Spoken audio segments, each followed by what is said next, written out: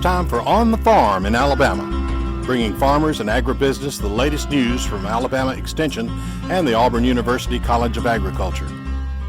Now here's your host, Alabama Extension Regional Agent, Eddie McGriff. I'd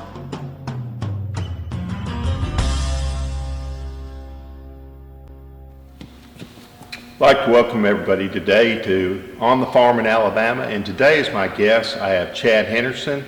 He's with Henderson Farms, and Chad is actually the record holder in Alabama for the highest corn yield, 355. But Chad, all of it starts with the planter, and what I tell my growers is the best farmers, the ones that want to do the best, what they're doing in the wintertime is they're getting their planter ready. Yeah, that's exactly right, Eddie. A lot of things we do when we go over these planters, we start at the front of the unit and we'll go to the back of the unit. And we all starts with a trench.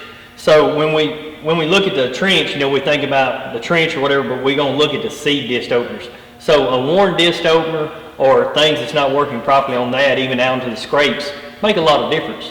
You can get the wrong kind of trench. You talk about a W trench or a clean trench, and all those things matter.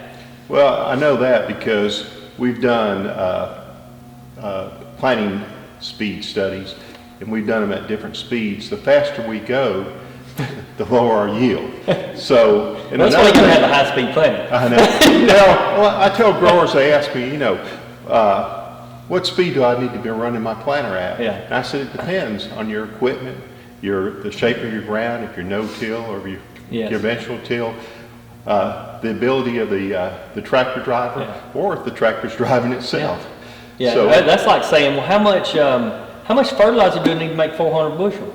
It's a loaded question. It's a lot too many variables in it. Oh yeah. But one thing I noticed is you want to try to get all your seed to germinate and come up at the same time.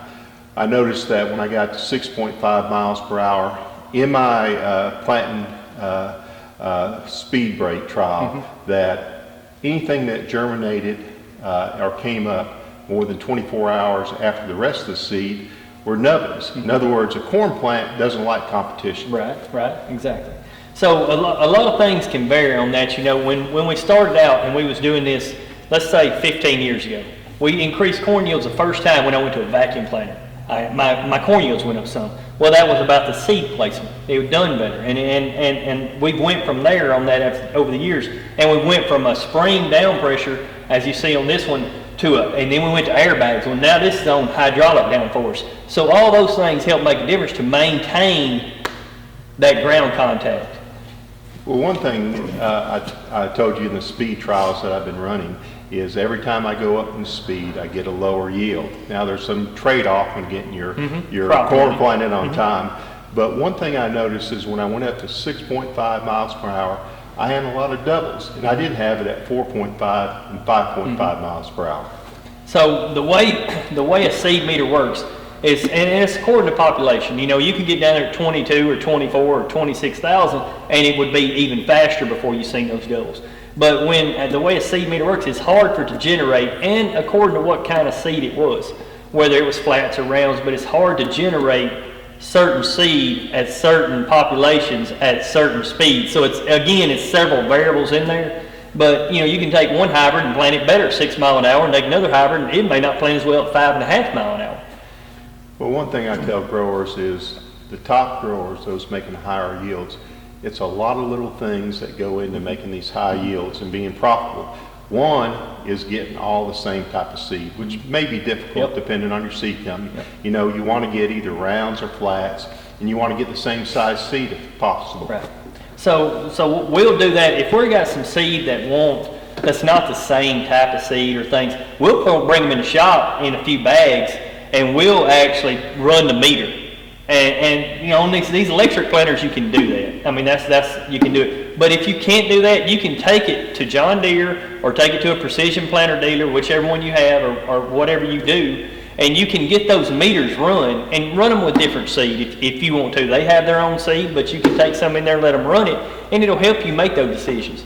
Some of those bags a lot of corn seed have rates and speeds and things recommended for certain plates and planters. It used to be real prevalent when it was the old days of a plate style planter. Let's say this plate with this seed, kind of got away from a lot of that, but there's still seed companies, they still do that, and people everybody's focused on looking way, it's still back to the basics. A lot of stuff is back to the basics. They haven't changed this unit, in the way this unit plants, Well, I guess the $10,000 question that a lot of growers would ask is, what speed do you run your tractor at? Well, I know we ain't really supposed to say, you need to run at this speed, but if you have a seed tube is recommended to run at 4.5 miles an hour. That is a recommendation on a tube.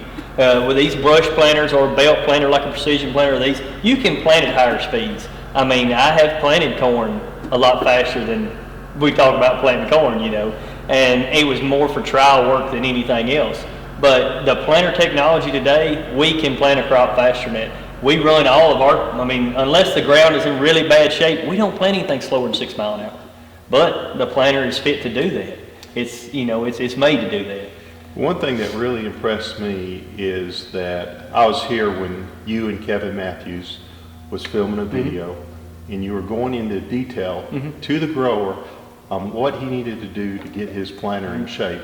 And that was the most in-depth video I've ever seen.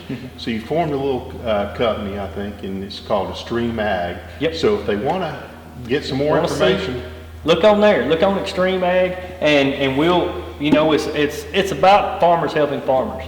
And we talk about the seed trench, and we talk about the disc openers, and we talk about the closing wheels, and talking about just looking behind the planter, making sure it's lined up. There's things we can do to look at this unit and see that it's out of line. It's not closing. Maybe one closing wheel is closing harder than the other one, and this thing's kind of dogging off to the side. And there's things like that. There's ways you can put a bar in this unit and pull on it and tweak on it to see how much wear we have in our parallel arms. And everybody wants to put disc openers on, but there's more pieces to this unit than just disc openers. one thing I've seen about the top farmers is when they go check their rows, they check every row. Now, I know a lot of farmers, and they're good farmers, they'll check 2 or 3 rows and say, that's good. Well, my dad is he's, I guess, the number one critiquer. I guess critiquer is a word. Is that a word, Eddie? I think it's a farmer word. Yeah. Anyway, Dad's going to check it for us. We have some good guys in the shop. I'll put our guys in here up with anybody's guys, and there's a lot of stuff going on in here that we get done, these units, and he gets on us pretty well if we miss something, and he can see a skip or a double or this sort of thing, and because he's looking, he's like, you still got to skip the double, you still got to skip the double, and we go through that and we look at it all year.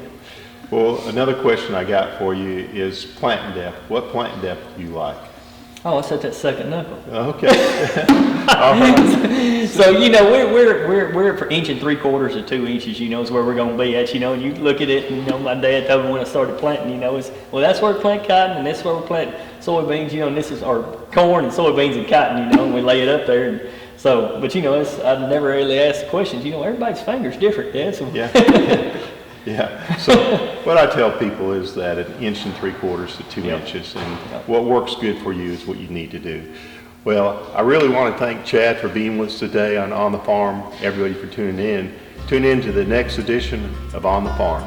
Thank you.